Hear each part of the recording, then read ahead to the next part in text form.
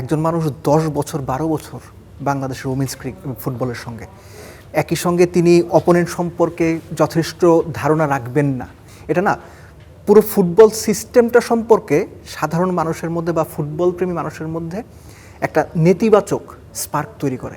পার্সোনালিটিটা hold করার মতো ব্যাপারটা হামজার পাশে যখন আপনি দাঁড়াবেন ক্যাবরেরা হয়ে, তখন সেটা আপনার মধ্যে আছে কিনা এই প্রশ্নটা আমি এখানে রেখে গেলাম। প্লেয়ার পরিবর্তন হয়েছে, ম্যানেজমেন্ট পরিবর্তন হয়েছে, ইভেন বাংলাদেশের গভর্নমেন্ট মন্ত্রী পরিষদ সব পরিবর্তন হয়ে গেছে, হাভিয়ার কাবরেরার কিন্তু পরিবর্তন হয়নি। আপনারা দেখছেন স্টার প্লে, সাথে আছি রহমান পেয়ার, আমার সাথে রয়েছেন দেব চৌধুরী এবং শেখ আশিক। দেব, বাংলাদেশ নারী এশিয়ান কাপে চীনের সাথে খুবই ভালো একটা ম্যাচ উপহার দিয়েছিল এবং আগামীকাল সকালে বাংলাদেশ খেলবে নর্থ কোরিয়ার অ্যাগেনস্টে। কিন্তু এই ম্যাচের আগে মাহফুজা আক্তার কিরণ বাংলাদেশ দলকে নিয়ে যা বলেছেন এবং চীনকে বলেছে যে চীন তাদের মানে মূল প্লেয়ারদের খেলায়নি, এই বিষয়টা নিয়ে কি বলবেন? প্রথম কথা হচ্ছে যে পেয়ার ধন্যবাদ। একজন দায়িত্বশীল জায়গা থেকে যখন কোনো মন্তব্য আপনি করবেন তখন সেটা কিন্তু মানুষ শুনবে, গণমাধ্যম শুনবে। এবং মাহফুজা আক্তার কিরণ উনি যদি নতুন মানুষ হতেন, 6 মাস ধরে দায়িত্ব পালন করছেন, 1 বছর 2 বছর, তাহলে আমি বুঝতাম।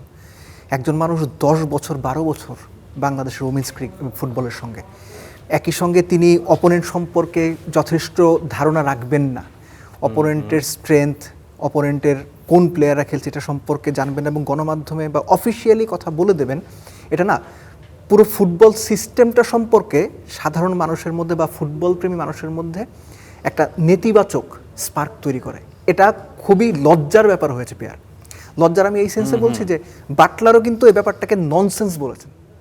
অর্থাৎ একজন কোচ আইডিয়ালি যিনি মাহফুজ আক্তার কিরণের আন্ডারে চাকরি করেন, তিনি তার মানে এমপ্লয়ারকে এভাবে যখন ননসেন্স বলছেন, এটা হচ্ছে একটা পুরো মেসেজ যে বাংলাদেশের ওমেন্স ফুটবলটা অ্যাকচুয়ালি কাদের হাতে আছে, কারা চালাচ্ছেন। বাংলাদেশের কপাল ভালো, বাংলাদেশের মেয়েরা আসলে দুর্দান্ত, মানে মোর দ্যান ব্রিলিয়ান্ট যে এই রেজাল্টগুলো এনে দিচ্ছে। ওদের কতটুকু তারা ফ্যাসিলিটিস পাচ্ছে, logistics, financially, at the same time global লেভেলের যে ধরনের টেকনোলজি আমরা ট্রেনিং মেথডে দেখি, যে ধরনের নাম্বারসগুলো আমরা দেখি, বা আমি ওইদিকে যাচ্ছিই না, বাংলাদেশ এখানে 10-এর মধ্যে 2ও পাবে না, কিন্তু তারপরও এত সীমাবদ্ধতার মধ্যে বাংলাদেশের মেয়েরা যেভাবে রেজাল্টের পাশাপাশি হচ্ছে পেয়ার যে ফাইটিং মেন্টালিটি, যে স্পিরিটেড ফুটবল তারা দেখিয়েছেন, এটা আনবিলিভেবল। আপনি এইরকম একটা দল বা এরকম একটা জায়গার মূল মানুষ, চেয়ারম্যান ওমেন্স কমিটির, ওমেন্স ফুটবলের, সেখান থেকে আপনি যখন এরকম মন্তব্য করবেন তখন হচ্ছে পুরো ওমেন্স ফুটবল সম্পর্কে অ্যাকচুয়ালি আপনি কি কাজ করছেন, আপনার কাজের গভীরতা কতটুকু, আপনি বিং দ্য চেয়ারম্যান সেটাকে ফুটিয়ে তোলে, সেটা সম্পর্কে আসলে ওই মেসেজটা আমাদের দিয়ে দেয় যে নামকা বাস্তে কে একজন রয়ে গেছে। এমনও বলেছেন যে চীনের যে দলটা খেলছে এবং তিনি আগে যে দলটা দেখেছেন, দুই দলের মাঝে আকাশ পাতাল পার্থক্য রয়েছে। হয় কি ওটাই বললাম যে তিনি যে, এবং একই সাথে আমি বলি যে নর্থ কোরিয়ার যে কোচ তিনি বলেছেন বাংলাদেশ চীনের এগেনস্টে যে খেলাটা উপহার দিয়েছে, তিনি ভাবেননি যে বাংলাদেশ এত ভালো খেলবে। চীন টপ র্যাঙ্ক টিম, হ্যাঁ, এইটা নিয়ে তো ডাউট করার কোনো সুযোগ নাই। এখন লেটসে ধরেন আপনি ক্রিকেট দিয়ে যদি উদাহরণ দেন যে বাংলাদেশে যদি ভারতের বি টিমটা আসে, that will be equally strong team. So চীনের এটা টপমোস্ট প্লেয়াররা টপমোস্ট টিম হিসেবে খেলছে, বাংলাদেশ ফার্স্ট ম্যাচ হেরে গিয়েছে তারা, কিন্তু একটা মানুষকে আপনি বলতে শুনবেন না বাংলাদেশের পারফরমেন্সে তিনি খুশি হন নাই। সো সেই ডিপার্টমেন্টের চেয়ারম্যান যখন অফিসিয়ালি অপোনেন্ট সম্পর্কে এরকম করে বলেন, এটা আমরা ধরে নিতেই পারি উনি আসলে কিছু জানেন না। নাকি আমাদের প্লেয়ারদেরকে খাটো করা? না, আমার মনে হয় যে প্লেয়ারদেরকে খাটো করে না, হয় কি যে আপনি যখন কোনো কিছু জানবেন না তখন সেই কথা, সেই ব্যাপারে যখন আপনি বলতে যাবেন তখন বেফাস কথা বের হয়ে যাওয়ার সম্ভাবনা খুব বেশি থাকে। আমার মনে হয় যে মাহফুজা আক্তার কিরণের ক্ষেত্রে এই বেফাস কথা বের হওয়াটাই মানে প্রত্যাশিত ছিল। কেননা আপনি ওমেন্স ফুটবলের মূল মানুষ হিসেবে, তাবিতাওয়াল তো সভাপতি, পুরো ফুটবল সিস্টেমটাই তো তার আন্ডারে। সো যখন মহিলা উইংয়ের চেয়ারম্যান, মানে তার কাজের পরিধি, কাজের জায়গা, সেগুলো সম্পর্কে সৎ থাকবেন না, সেগুলো সম্পর্কে যথেষ্ট খোঁজ খবর রাখবেন না এবং সেগুলো সম্পর্কে যথেষ্ট কনভিকশন নিয়ে কাজ করবেন না, তখন আপনি এরকম করেই কথা বলবেন, মানে দিস ইজ এক্সপেক্টেড, কথা বেরিয়ে যাবে তখন। আশিক কি বলবেন এই ব্যাপারে? আচ্ছা দেখেন, একটা ম্যাচ যখন শেষ হলো তার কাজ হবে, মানে মাহফুজা আক্তার কিরণ যিনি নারী উইং এর প্রধান, তার কাজ হবে মেয়েদেরকে ইন্সপায়ার করা, আরো বেশি ইন্সপায়ার করা, যে আমার পরবর্তী ম্যাচ কোরিয়ার সাথে তারা র্যাঙ্কিং এ 7 নম্বরের দল, একদম আরো ক্লোজ, আরো ভালো দল। তো সেই জায়গা থেকে তার যখন কাজ ইন্সপায়ার করা সেটা না করে তিনি এমন একটা মন্তব্য করেছেন যার ফলে প্লেয়াররা আরো নিজেরা আসলে ইতস্তত হবে এবং নিজেরা খারাপ লাগবে তাদের কাছে যে আমরা একটা মানে ম্যাচ এত ভালো খেললাম তারপরে এটা তারপরে শুনতে হলো। কেন শুনতে হচ্ছে আমাদের, ওইটা প্লেয়ারদের উল্টা আরো ব্যাকফায়ার করবে। এবং প্লেয়াররা কিন্তু তাকিয়ে থাকে যে আমরা যখন ভালো খেলি বা আমরা যখন ধরেন অফিসে যারা চাকরি করি, ধরেন যে আমি যখন একটা ভালো কাজ করবো আমার বস কি ফিডব্যাক দেয় সেটার অপেক্ষায় আমি থাকবো। কিন্তু সেই ফিডব্যাকটা যখন এমন হয় তখন মেয়েদের আসলে কিন্তু হতাশ হয়ে পড়বে। এবং সেই জায়গা থেকে কোচ কিন্তু দেখেন যে মিলিকে প্রত্যেকটা প্লেয়ারকে আলাদা আলাদাভাবে ইন্সপায়ার করার চেষ্টা করছে চায়না ম্যাচের পর। কিন্তু নারী ইউনিয়নের প্রধান যেটা বললেন মাহফুজা আক্তার কেন, এটা মোটামুটি মেয়েদেরকে যেমন ছোট করা, ঠিক একই সঙ্গে মানে তারা যে মেন্টালিটিটা নিয়ে এগোচ্ছে ওইখানে বড় একটা বাধা তৈরি করা হচ্ছে।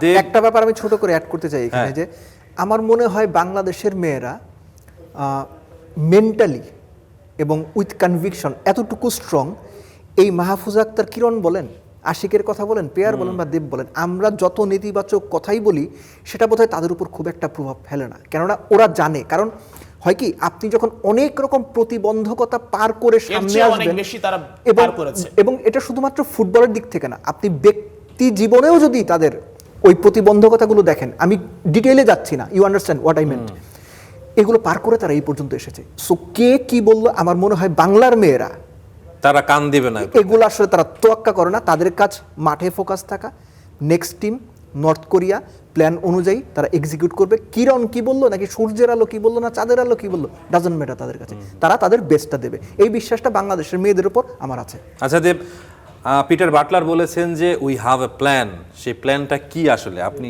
কি বলবেন? দেখেন, বাংলাদেশ, আমি না শুধু, আপনি বাংলাদেশের সবচেয়ে বড় যে ফুটবল জার্নালিস্ট আছে তাকেও যদি আপনি জিজ্ঞেস করেন যে নর্থ কোরিয়ার মেয়েদের দলটা কেমন, তাদের লেফট উইংয়ে কে খেলবে, লেফট উইঙ্গার বা ফলস নাইন হিসেবে কে খেলবে, নাম্বার 8 কে খেলবে, ভাই বলতে পারবেন? বলতে পারবেন? আমিও বলতে পারবো না। পড়াশোনা নাই ওই দল সম্পর্কে। পড়াশোনা কি আসলে ওমেন্স ফুটবল সম্পর্কে আসলে আমাদের জানার গভীরতাটা তুলনামূলক কম। আপনি হয়তো কয়েকজন প্লেয়ারের নাম বলতে পারবেন। আমার যেটা মনে হয় যে টপ র্যাঙ্ক টিমগুলোর সাথে বাংলাদেশের আপনি সব শেষ 10টা ম্যাচ যদি আপনি দেখেন, একটা জিনিস আপনি কমন পাবেন, বাংলাদেশ কখনো হাই প্রেসিং অ্যাটাকিং ফুটবল খেলতে যায় নাই।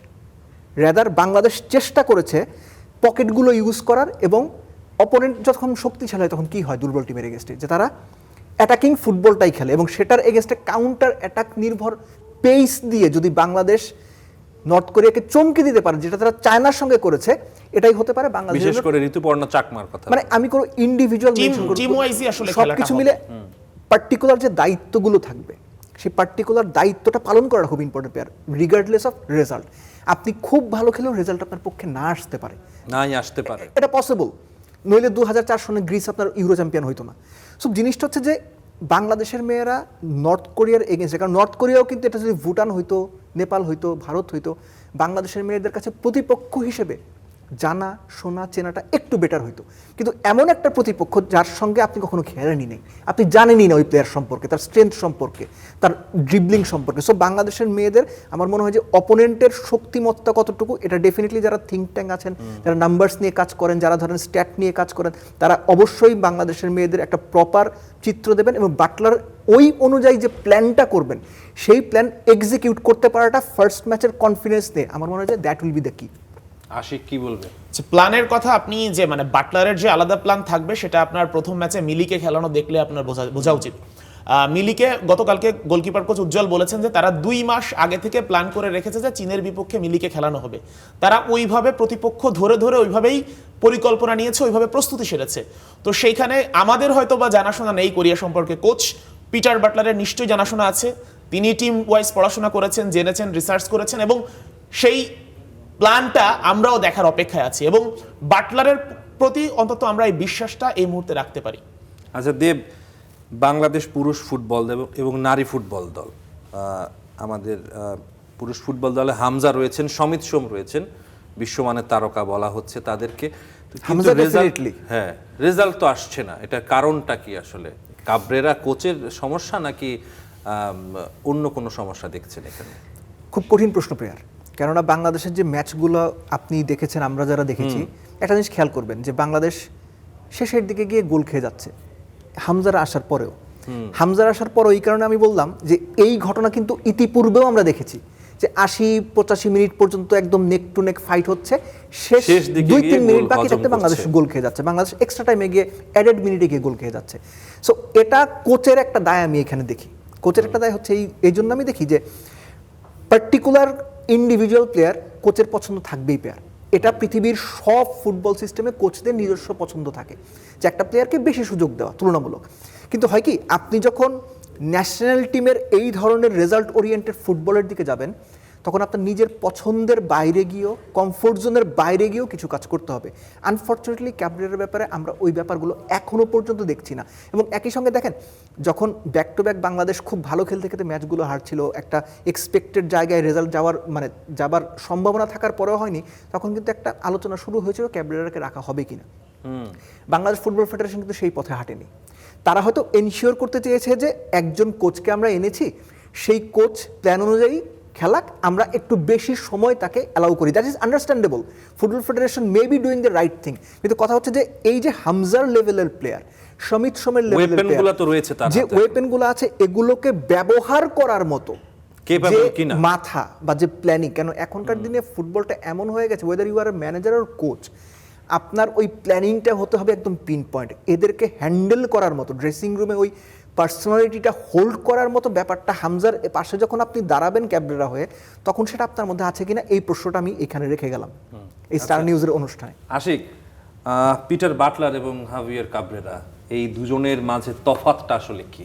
দুজনের মাঝে আপনি যদি তফাৎ দেখেন, ট্যাকটিক্স, টেকনিক সেটা তো আছেই, তার বাইরে পার্সোনালিটিতে হিউজ তফাৎ।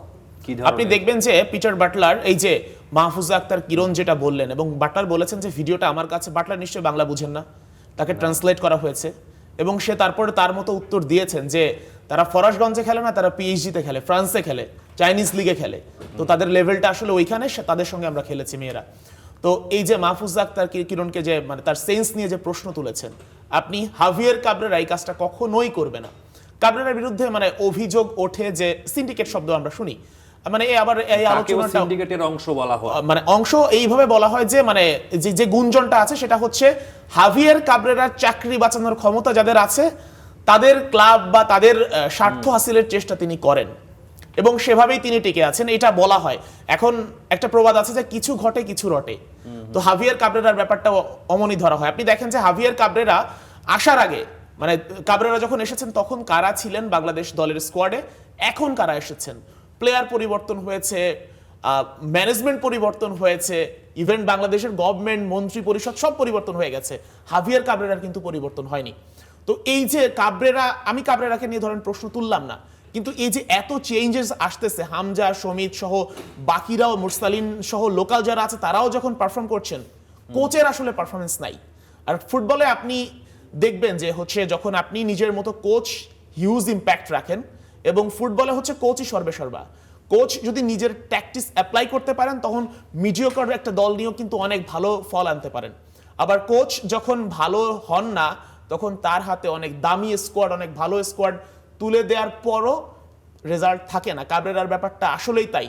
আপনি কাবরেরার চেয়ে বেশি সময় বাংলাদেশের ইতিহাসে কোনো কোচকে দেওয়া হয়নি, ছিল না। তিনি অনেক এবং কাবরেরা যে ধরনের প্লেয়ার পেয়েছেন, বাংলাদেশের ইতিহাসে সেরা স্কোয়াড পেয়েছেন আপনি, মানে একদম কাগজের কলমের হিসেবে, কিংবা হচ্ছে পরিসংখ্যানের হিসেব বলি, কিংবা স্ট্যাট বলি, কিংবা প্লেয়াররা কে কোন লিগে খেলে সেই হিসেবে বলতে পারি, সেইখানে আছে। কিন্তু বাংলাদেশ দল কি তার ইতিহাসে সেরা অবস্থানে আছে?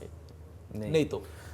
দেব, প্রায় আমরা শুনি যে বাংলাদেশ ফুটবল টিমে সিন্ডিকেট কাজ করে, এই বিষয়টা নিয়ে কি বলবেন আপনি? একটা ব্যাপার হচ্ছে কি, দেশ হিসেবে বাংলাদেশের প্রায় সব জায়গাতেই সিন্ডিকেট আছে। এখন ধরেন যে আমি উদাহরণটা যদি ক্রিকেট দিয়ে এরকম করে দিই, বুঝতে সহজ হবে দর্শকের জন্য, যে আবাহনীতে যখন আপনি খেলবেন, তখন আপনার জাতীয় দলে ফেরার সম্ভাবনা বেশি, বা জাতীয় দলের জায়গা টিকিয়ে রাখার সম্ভাবনা বেশি। আবাহনী সম্ভাবনা বেড়ে যায় তখন তারা পরপর চ্যাম্পিয়ন হচ্ছে, পায়ে লাগলে অনেক ক্ষেত্রে এলবিডব্লিউ দেওয়া হচ্ছে। ফুটবলও একটা সময় আবাহনীর প্রভাবটা এমন ছিল। আমি জাস্ট ওটাই বলছি যে দর্শকের জন্য রিলেট করতে সুবিধা হবে। আমরা এরকম শুনতে পাই যে পার্টিকুলার XYZ ক্লাব, আশিক যেটা বলছিলেন যে ওই ক্লাবের প্লেয়ারদেরকে বেশি সুযোগ দিতে হবে, ইভেন ইফ তারা ওই পার্টিকুলার ম্যাচে ভালো পারফর্ম করছে না বা ভালো ফর্মে নাই। এখন কথা হচ্ছে এই যে সিন্ডিকেট মেনে আমার চাকরিটাকে আমি মায়া করি, চাকরিটাকে পছন্দ করি, চাকরিটা জরুরি, এটা সবার জন্য, আপনি আমাদের সবার জন্য। এখন কথা হচ্ছে যে সেটা করতে গিয়ে যখন আপনি এই সিন্ডিকেটের যে অভিযোগগুলো আসছে, এই সিন্ডিকেটের মধ্যে জড়িয়ে যাচ্ছেন, এই দায়টা যতখানি কাবরেরার তার চেয়ে বেশি বাংলাদেশ ফুটবল ফেডারেশন। অবশ্যই যারা দায়িত্বে আছেন, কাবরেরা তো এইখানে নীতি নির্ধারক না, নীতি নির্ধারক ফুটবল ফেডারেশনের যারা দায়িত্বশীল মানুষেরা আছেন, তারা কি সিন্ডিকেটের ব্যাপার জানেন? সেখানেই ঘাপলা। মানে সর্ষের মধ্যে ভূত থাকলে পেয়ার আসলে কোনো কিছুতে লাভ হয় না। কাবরেরাকে নিয়ন্ত্রণ করার দায়িত্ব যাদের, তারাই যে সিন্ডিকেটের পার্ট নামে কিভাবে নিশ্চিত হলেন? তারা যদি সেই সিন্ডিকেটের গুরুত্বপূর্ণ পার্ট কিংবা আরো এক ধাপ এগিয়ে বলা যায় তারা সিন্ডিকেটের যদি শক্তিশালী পার্টটা হন, কাবরেরা সারাদিন তাদের কথাই শুনবে। তো আলটিমেটলি তাতে ফুটবলের কোনো ভালো হবে না। ও যে প্রশ্নটা তুললো যে বাংলাদেশ তাদের কোনো, এটা নিয়ে কোনো রাগ ঢাকের কোনো সুযোগ নাই যে বাংলাদেশ ফুটবলের ইতিহাসে আপনি প্লেয়ারদের যে নাম্বারস, তাদের যে অবস্থান গ্লোবালি, এটা যদি হিসাব করেন এর চেয়ে ভালো টিম বাংলাদেশ আমরা দেখি নাই কখনো। সেই টিমটা নিয়েও যখন আপনি সাকসেস পাচ্ছেন না, দিনের পর দিন সিন্ডিকেটের প্রশ্ন আসছে, পার্টিকুলার একটা দুইটা ক্লাবের কথা আসছে, তাদের প্লেয়ারদেরকেই প্রায়োরিটাইজ করা হচ্ছে। সেই ক্লাবের লোকজন যখন ফুটবল ফেডারেশনের সঙ্গে ওতপ্রোতভাবে জড়িত এবং নীতি নির্ধারণী পর্যায়ে আছেন, তখন আসলে এই যে সিন্ডিকেটের ব্যাপারগুলো না, এটা আপনাকে মাথায় রেখেই মানে ওই সিদ্ধান্তে উপনীত হতে হবে যে বাংলাদেশ ফুটবলে আপনি এর চেয়ে তো বেটার যদি কাউকে নিয়ে আসেন, লেটস ধরুন বার্সেলোনাতে বাংলাদেশের কোনো এক প্লেয়ার খেলে, তাকেও যদি নিয়ে আসেন আপনি রেজাল্ট পাবেন, এই সম্ভাবনা তুলনামূলক কমই থাকবে। কারণ সিস্টেমটা এরকম। আরেকটা ব্যাপার বলছিলাম যে পার্সোনালিটি, আপনি খেয়াল করে দেখেন যে জিনেদিন জিদান যখন রিয়াল মাদ্রিদের ড্রেসিং রুমে ছিল 3টা চ্যাম্পিয়ন্স লিগ জিতেছে। এখন আপনি চিন্তা করেন তো, ওই ড্রেসিং রুমে যে প্লেয়াররা ছিল এখনকার টিম কি তার সাথে খারাপ? না। তার আগের টিম কি এর সাথে খারাপ ছিল? না। তাইলে টিমের পার্সোনালিটিটা কোথায়? Zinedine Zidane was the personality. জিদানের পাশে দাঁড়ায় একজন প্লেয়ার কথা বলবে, এই সাহস করতেই ওর 10 সেকেন্ড ভাবতে হবে যে ভাই দ্যাট ইজ জিনেদিন জিদান, কার সাথে কথা বলতেছি। তো জিনেদিন জিদান ওই রকমের ক্যারেক্টার তো বাংলাদেশে আসবে। আমি বলছি যে হামজাকে মানে বোঝার সুবিধার জন্য করার জন্য, কিংবা সমিত সোমকে একটা পার্সোনালিটি দেখে তিনি বুঝবেন যে না, হি ইজ মাই কোচ, ওই ব্যাপারগুলো থাকাটা জরুরি। বাট আমি যতটুকু প্লেয়ারদেরকে মানে দেখেছি, they are very down to earth. হামজার আচরণ বা সমিতদের আচরণ, কথাবার্তা, তারা বাংলাদেশের এই 150-200 পাউন্ডের জন্য খেলতে আসে না, দেশটাকে ভালোবাসে, ফুটবলটাকে ভালোবাসে বলে ওরা খেলতে আসে। সো কোচ কিংবা ম্যানেজমেন্টেরও ওই রেসপেক্টটা তাদের দেওয়া উচিত। At the same time they need to make sure এই প্লেয়ারদেরকে আরও ভালোভাবে ইউজ করতে পারে। যে ওয়েপেনগুলো আপনি যে মেনশন করেন, যে ওয়েপেনগুলো আপনি প্রপারলি ইউজ করতে পারেন, এগুলোর জন্য আরও বেশি ট্যাকটিক্যালি সাউন্ড এবং ইন্টারন্যাশনাল ফুটবলের আরও বেশি লুপহোলসগুলো, ইন্টারন্যাশনাল ফুটবলের খুঁটিনাটিগুলো অনেক বেশি নখদর্পণ আছে, এরকম কোচ দরকার। এই টিম চালানোর জন্য কাবরেরা আইডিয়াল কোচ। এটা এই মুহূর্তে অ্যাকচুয়ালি রেজাল্ট ওয়াইজ কোনোভাবেই মনে হচ্ছে না। এবং আশিক আমরা এমনও শুনেছি যে ইন্ডিয়ান যারা রয়েছে তারা বলছেন যে তোমরা তো তোমাদের বেস্ট ওয়েপেনগুলোকে ইউজ করতে পারছো না, এদেরকে আমাদের দলে দিয়ে দাও, এমনও কথা বলেছে। এটা তো আসলে মজা করে বলে এবং দেয়াটা সম্ভব না, কিন্তু এর মানে ডিপ মিনিংটা অনেক বেশি। মিনিংটা অন্যরকম। আপনি দেখেন যে মানে ভারতে যেহেতু দ্বৈত নাগরিকত্বের সুযোগ নেই, তারাও চেষ্টা করছে তাদেরকে একটা প্লেয়ার নিতে হলেও যে দেশের এখন বর্তমান নাগরিকত্ব আছে ওটা ছেড়ে দিয়ে তারপরে আসতে হয়। তো সেই জায়গা থেকে তারা যখন দেশ দেখছে যে বাংলাদেশ এভাবে প্লেয়ার পাচ্ছে এবং প্লেয়ারগুলোকে খেলাচ্ছে কিন্তু রেজাল্ট হচ্ছে না, তো সেই জায়গা থেকে মানে আফসোসটা তাদেরও কাজ করে যে ইস যদি আমরা পেতাম। হামজা চৌধুরী যখন লাস্ট টাইম বাংলাদেশে আসে ফ্লাইট মিস করেছিলেন, ফ্লাইট মিস করার পর ওই দিনই নিজের টাকায় টিকিট কেটে তারপর এসেছেন। হামজা তো চাইলে নাও আসতে পারতেন। তো হামজার যে ডেডিকেশনটা, হামজা ম্যাচ হারার পর আপনি খেয়াল করে দেখবেন সবার আগে হামজার চোখে পানিটা আগে আসে। প্লেয়ারদেরকে নিয়ে একসাথে গুছিয়ে রাখেন। সমিত সোম যখন আসেন, সমিত সোম কিন্তু মানে খেলার সাথে চাকরি করেন, তিনি বিমানের মধ্যেও ল্যাপটপে বসে তার অফিসের কাজ করতে করতে বাংলাদেশে আসেন। তো এই যে ডেডিকেশনটা, এটা তো আসলে আপনি টাকা দিয়ে ওই যে $200 করে পান বাংলাদেশের প্লেয়াররা, কিন্তু এখন পর্যন্ত লাস্ট বেশ 4টা ম্যাচের ম্যাচ ফি এখনো পান না প্লেয়াররা। যেমন অর্থাৎ এই ভালোবাসার মূল্যটা অমূল্য, মানে এইটা তো আসলে টাকা দিয়ে কাউন্ট করা সম্ভব না, কিন্তু ওইটা আসলে তারা মাথায়ও নেন না। তারা তাদের মতো খেলে যাচ্ছেন, কিন্তু যখন রেজাল্ট না আসে তখন মানে এই হতাশা, এই দুঃখ কষ্ট হয়তো তারা মুখ ফুটে বলে না, মুখ ফুটে আসলে বলবে না। তারা আসলে বাংলাদেশকে ওন করে। তারা যখন ওন করে, তারা যখন ভালোবাসে এবং ফিলটা করে যে আমি বাংলাদেশের হয়ে খেলতে চাই, আমি লাল সবুজ ফ্ল্যাগটা বহন করতে চাই, তখনই তারা আসে। কিন্তু এটা আসলে এবং সবচেয়ে বেশি করে আসে বাংলাদেশের ফুটবল ফ্যান্সদের জন্য। এবং এই যে ভালোবাসাটা ফ্যান্সদের, এই ভালোবাসার টান, পতাকার টান, দেশের টান, সব মিলে এসে শেষ পর্যন্ত তারা কিন্তু হতাশ হয়ে ফেরে। একটা ব্যাপার আমি জাস্ট ছোট করে অ্যাড করি, এই যে আপনার লাস্ট 4 ম্যাচের বা 3 ম্যাচের টাকা বাকি, ম্যাচ ফি দেওয়া বাকি, এটা আসলে হামজার জন্য কোনো ঘটনা না। না, হামজা হয়তো প্রতি ঘন্টায় ওই পরিমাণ টাকা কামায়, ঘন্টায় আরো অনেক বেশি কামায়। মানে একটা কথার কথা বললাম, কথা এটা বলবো, হচ্ছে এর চেয়ে বেশি কাজ। আপনার সিস্টেমটাতে কাজ করছে না, সিস্টেম যাতে প্রপার প্রফেশনাল না, এটা হচ্ছে তার একটা ইন্ডিকেশন। কিন্তু এখন তো টাকা আছে ফেডারেশনে, যে টাকা আছে এর চেয়ে বেশি পাওয়া উচিত। আপনি গত 15 বছরে 20 বছরে না, আফটার 90s এরকম ফুটবল হাইপ বাংলাদেশে আমি কখনো দেখিনি। ছিল কখনো ছিল না। আমরা ছোটবেলায় যেটা দেখছি, তারপর এই এত বছর পরে এসে যখন বুড়ো হয়ে যাচ্ছি তখন এসে দেখছি বাংলাদেশের ফুটবলটা ক্রেজ পেয়েছে। আপনি যদি এই সময়টা ফুটবল ফেডারেশনকে ফিনান্সিয়ালি স্ট্রং করার জন্য কাজে লাগাতে না পারেন, কখন পারবেন? এখনো যদি তাদের যে মার্কেটিং বা সেলস বা ডিপার্টমেন্ট বা ফিনান্স, আমি জানি না কারা এগুলো দেখেন বা ব্র্যান্ডিং কারা দেখেন, তারা যদি এই হাইপটা কাজে লাগাতে না পারেন, বড় বড় স্পন্সরদের ফুটবল ফেডারেশনের লম্বা সময়ের জন্য বিনিয়োগ করতে আগ্রহী না করতে পারেন, আর কোনোদিনও পারবেন। গোল্ডেন পিরিয়ড চলছে, অফকোর্স গোল্ডেন পিরিয়ড চলছে। সো আমার মনে হয় যে সিস্টেমটার মধ্যে যেটা হচ্ছে আপনার আলোচনাতে এসেছিল যে সিন্ডিকেটের ব্যাপারটা, এই সিন্ডিকেটটা আপনি চাইলে ভাঙতে পারবেন না। এটা হচ্ছে ক্রুয়েল রিয়েলিটি ইন বাংলাদেশ, যে মানে এতই শক্তিশালী সব কিছুতে এই রিয়েলিটি আপনি ভাঙতে পারবেন না। ব্যাপারটা হচ্ছে যে এর মধ্যে থেকেই সিস্টেমটার যতখানি ধুলো ময়লা সরিয়ে রাস্তাটাকে পরিষ্কার করা যায়, সেই এর বাইরে আসলে পরিষ্কারটা আমাদের অপশন খুব বেশি নাই। দায়িত্বটা ফুটবল ফেডারেশনের, অবশ্যই ফুটবল ফেডারেশনের। কিন্তু হয় কি, ওই যে যখন আপনার ভেতরে ভেতরে ঘুণ পোকা ধরে যায় না, ওপর দিয়ে যত মসৃণই থাকুক, যত চকচকা থাকুক, সেটা এক সময় ভেঙে পড়ে। এবং আমরা বিভিন্ন সময় এই উদাহরণ ভুরি ভুরি দেখেছি।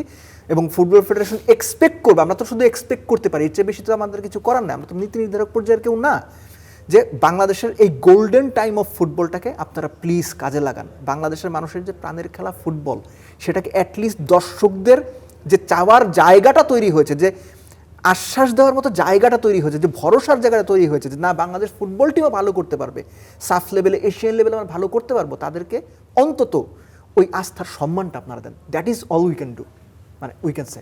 আশিক, চীনের অ্যাগেনস্টে পিটার বাটলার একটা বড় চমক দেখিয়েছেন, তিনি মিলিকে গোলপোস্টে খেলিয়েছেন। এই ধরনের চমক কাবরেরার কাছ থেকে আমরা দেখতে পাইনি কখনো। কাবরেরা ওই যে বলে না যে আগের দিন জাহিদ হাসান এমিলির সঙ্গে কথা বলছিলাম ওদের সাথে, উনি বললেন যে কাবরেরা, মানে এটা সবার সাথে মেলাতে পারবেন যে কাবরেরা কোনো প্লেইং স্টাইল নেই, তিনি হচ্ছে মুখস্থ ফরমেশনে খেলান। কিন্তু আপনি দেখেন যে পিটার বাটলারের এই যে হাইলাইন ডিফেন্স, এই হাইলাইন ডিফেন্স নিয়ে কিন্তু অনেক সমালোচনা হয়েছে, কিন্তু ম্যাচের আগের দিনও তিনি এসে বলেছেন আমি হাইলাইন ডিফেন্সেই খেলাবো, এবং খেলেছেন। বাংলাদেশ মাত্র 2-0 গোলে হেরেছে এশিয়ান কাপের সবচেয়ে বেশিবারের চ্যাম্পিয়নদের সাথে। তো এই যে মানে এই চমকগুলো দেখানো, এই যে নতুন নতুন প্লেইং স্টাইল বের করা, এগুলো আসলে ওই যে বলে না যে কার ব্যাকগ্রাউন্ড কেমন, এটাও কিন্তু গুরুত্বপূর্ণ। আপনি হাভিয়ার কাবরেরার ব্যাকগ্রাউন্ড খুঁজতে গেলে ফুটবল ব্যাকগ্রাউন্ড আসলে কিছুই পাবেন না, কিন্তু আমাদের পিটার বাটলার তিনি কিন্তু ইংলিশ প্রিমিয়ার লিগে সাবেক ফুটবলার। তো এই যে তার যে মানে কোচিং ক্যারিয়ারটা, এবং হাভিয়ার কাবরেরার মানে এখনো আপনি চোখ বন্ধ করে বলে দিতে পারেন যে হাভিয়ার কাবরেরা যদি বাংলাদেশ দলের চাকরি হারান, এরপরে মানে কোনো ন্যাশনাল টিমে তাকে দেখার আপাতত সুযোগ আমি দেখি না অন্তত। কারণ কি, মানে আপনি কোচকে কি দেখে নেবেন? তার রেজাল্ট, তার ট্যাকটিস, মানে তিনি আসলে মানে তার যে ইমপ্লিমেন্টটা কিভাবে করতে পারেন, এইটাই তো দেখে নেবেন, কিচ্ছু নাই। তো এইটাই হচ্ছে প্রবলেম পিটার বাটলারের উপর। এখন অন্তত দেখেন যে একটা উদাহরণ দিই, এই টুর্নামেন্ট খেলতে যাওয়ার আগেও কিন্তু অনেকে বলেছে যে সিনিয়র যারা আছে সাবিনা মাসুরা তাদেরকে নেওয়া হোক, নিলে ভালো হতো। এই ম্যাচের পরে কিন্তু এটা কেউ বলছে না। এইটাই হচ্ছে নিজের কোয়ালিটি দিয়ে পিটার বাটলার কিন্তু মানে মুখ দিয়ে সব বলতে চাননি, কেন নিচ্ছি না, কি জন্য নিচ্ছি না, তার সে কিন্তু পারফরম্যান্সই বলে ম্যাচের রেজাল্ট দিয়ে বলে দিয়েছেন যে এরপর আর কেউ কিন্তু এই প্রশ্ন তুলছে না। দেব, এই যে আশিক বলছে এই কথাটা, সাবিনারা দলের বাইরে, অনেকে বলছে কেন এদেরকে বাদ দেয়া হচ্ছে, কিন্তু পিটার বাটলার দলটাকে এক সুতোয় গেঁথেছেন। তিনি প্রমাণ করে দিয়েছেন যে যারা বাইরে আছে তাদের ছাড়াও বাংলাদেশ ভালো খেলছে। একটা ব্যাপার হচ্ছে কি, সাবিনা বাংলাদেশ ফুটবলের টপমোস্ট প্লেয়ার, এটা আপনি কত বছর ধরে শুনছেন বা দেখছেন? যতদিন নারী ফুটবল মানুষ দেয় বাংলাদেশের 7 বছর, 8 বছর, 10 বছর। কিংবা সালমা খাতুন বাংলাদেশ ক্রিকেটে কতদিন টপমোস্ট জায়গায় ছিলেন। এই ট্রেডিশনটা তার ভাঙতে হবে, এবং পিটার বাটলার সেটা ভেঙেছেন, এটার জন্যই তাকে ধন্যবাদ। আমি একটা ব্যাপার হচ্ছে কি, যে ও যেটা বলছিল যে প্লেইং ক্যারিয়ার আপনার ভালো হলেই তিনি ভালো কোচ হবেন, নট লেটস সে ইউরেন ক্লপ। তিনি খুবই মিডিওকার না, একদম মানে নিচের লেভেলের প্লেয়ার ছিলেন, কোচ হিসেবে তো তিনি দুর্দান্ত। সো এই ব্যাপারগুলো থাকে। হাভিয়ার কাবরেরাও যে ভালো কোচিং করাতে পারবেন না তার কোনো মানে নাই। এখন কথা হচ্ছে যে তিনি কি নিজেকে নিয়ে কাজ করেন, নিজের ডেভেলপমেন্ট করার জন্য কি তার বিভিন্ন ধরনের যে পরীক্ষা হয় এগুলোর মধ্যে তিনি অ্যাপিয়ার করেন, কিংবা তার অন্যান্য যে ট্রেনিং নেওয়ার সুযোগ আছে লাইসেন্সড কোচদের গ্লোবালি, এগুলোকে তিনি নেন। আমার জানার মতো তিনি এগুলো কোনো কিছু করেন নিজের না। উন্নতির কথা বলছি। নিজের উন্নতির কথা বলছি, এগুলোর কোনো কিছু তিনি করেন। আমি ভুল হইতে পারি, কিন্তু এরকম কোনো কিছু আমি কখনো শুনি আমরা নাই। অন্তত দেখিনি। মানে শুনিও নাই কারো কাছে যে তিনি অমুক জায়গায় ইউএফআর ওই ট্রেনিংটা করতে গেছেন, কিংবা ধরেন মাদ্রিদে এই ট্রেনিংটা করছেন, হোয়াট এভার। আমাদের লোকাল যে প্লেয়াররা খেলে থাকে লিগে, সেই খেলাগুলো কি দেখে আশিক কাবরেরা নিয়মিত? কাবরেরার একটা ব্যাপার আপনি দেখবেন যে পিটার বাটলার যখন হচ্ছে তার ন্যাশনাল টিমের খেলা না থাকে, তিনি এইজ লেভেল টিমকে করান এবং কোচিং করান। আবার হচ্ছে এসেই কিন্তু নারী ফুটবল লিগের প্রত্যেকটা ম্যাচ মাঠে বসে দেখেছেন পিটার বাটলার। আর কাবরেরার ব্যাপারে আমরা দেখি যে ম্যাচ শেষ হয়, ব্রেক শেষ হয়, লম্বা একটা ছুটিতে স্পেন চলে যান, পরিবারের সাথে ছুটি কাটান, এরপর আবার 2 মাস 3 মাস পর ব্যাক করেন। মানে খেলা যদি নাই দেখে তাহলে কিভাবে দল তৈরি করবে? একটা ব্যাপার হচ্ছে যে কোনো কোচের জন্য আপনি খেয়াল করে দেখবেন যে বড় বড় ফুটবল প্লেয়িং কান্ট্রিগুলোর যে ন্যাশনাল টিমের কোচ আছে, তাদের প্লেয়াররা যখন অন্য লিগে, লেটসে ধরেন জার্মান একজন কোচ, যখন তার পার্টিকুলার কোনো প্লেয়ার বা একাধিক প্লেয়ার বা ভালো প্লেয়াররা ইতালিতে কোনো ম্যাচ খেলছে, তারা ওই ম্যাচটা দেখতে যায়। উনি কিন্তু চাইলে টিভিতে বসে দেখতে পারেন। এমন না যে বাংলাদেশের ম্যাচ তো আর আপনি টিভিতে দেখতে পারবেন না, তো মাঠে বসে দেখতে পারবেন। আমি অ্যাভেলেবিলিটির কথা বলছি। টিভিতে দেখার সুযোগ থাকলেও ক্যাবরেরা দেখতেন কিনা এটা নিয়ে আমার সন্দেহ আছে। আমি কি বুঝাইতে পারছি? আমি কি বলতে চাচ্ছি যে টপমোস্ট কোচরা মাঠে চলে যান প্লেয়ারকে দেখার জন্য বা প্লেয়ারের পারফরমেন্স দেখার জন্য। এক এক দেশে যাওয়ার প্রয়োজন আমি পড়ে। সেটাই বলছি। সো ওরকম তো আসলে আমাদের দেশে এক্সপেক্ট করতে পারি না, আমি এক্সপেক্ট করছিও না। কিন্তু মিনিমাম যে বিষয়টা, এটা আমরা ক্রিকেটেও দেখেছি যে বাংলাদেশের হাথুরু সিংহে খেলা নেই, ডোমেস্টিক ক্রিকেট দেখছেন না, তিনি পরিবারের সঙ্গে ছুটি কাটাতে চলে যাচ্ছেন অস্ট্রেলিয়াতে, ক্রিকেট বোর্ড কিছু বলছে না। সো ফুটবল ক্রিকেট আপনি খুব বেশি ডিফারেন্সিয়েট করতে পারবেন না। খেলা দেখতে তো হবে। মানে জিনিসটা হচ্ছে, আপনি এই খেলা যদি টিভিতে দেখার সুযোগ থাকতো, কাবরেরা যদি টিভিতে বসে দেখতেন, তাও আমি বুঝতাম যে না ভাই দেখতেছে, কিন্তু মাঠে তিনি থাকেন, এরকম কোনো খবরও তো মানে ফুটবল রিপোর্টাররা বলতে পারতেছে না। তো জিনিসটা হচ্ছে যে আপনি যদি ওরকম করে নাই দেখেন, আপনি বুঝবেন কীভাবে। আর যে মানে আলোচনাটা শেষ হয়নি আমাদের, যে সাবিনাদের বাদ দেয়া, এই যে ম্যাচটা, এই ম্যাচে যদি বাংলাদেশ খারাপ করতে, এই প্রশ্নটা হয়তো উঠতো। বাংলাদেশের মেয়েরা এই প্রশ্নগুলো থামিয়ে দিয়েছে পারফরমেন্স দিয়ে, দ্যাট ওয়াজ নিডেড। এবং এখানেই হচ্ছে এই ব্যাপারটার ফুল স্টপ, যে go forward, go with the new players এবং ফ্রেশ ব্লাড এনার্জেটিক প্লেয়ার্স। কারণ যিনি 10 বছর 12 বছর ন্যাশনাল টিমে সার্ভিস দিয়েছেন, তার ক্যারিয়ারের শেষ প্রান্তে, তাকে আপনি কত দিন টানবেন?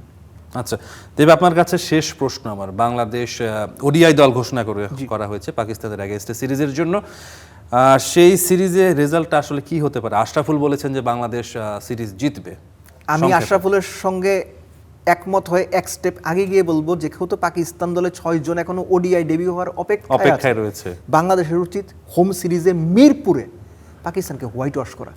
সেটা যদি বাংলাদেশ করতে পারে, I will be very happy. 2-1 যদি জেতে, ওকে সো। যদি হেরে যায়, বাংলাদেশ টিমকে প্রচুর সমালোচনা সহ্য করতে হবে। দেব, আপনাকে অসংখ্য ধন্যবাদ। আশিক, আপনাকেও ধন্যবাদ।